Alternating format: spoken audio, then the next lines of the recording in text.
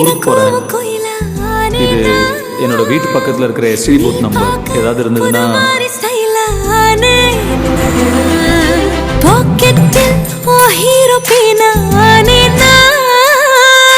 மனசார உன்னோட ஃபேனானே.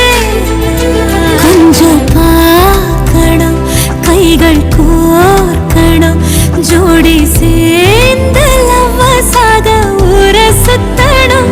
பேண்டு வாசிச்சு கிராண்டா மேரேஜ், கெட்டி மேளம் எங்கோ கேட்கணும். இது என் ஜாதகம். நீங்கள் வீட்டில் உங்கள் அம்மா கிட்ட பேசிட்டு சொன்னீங்கன்னா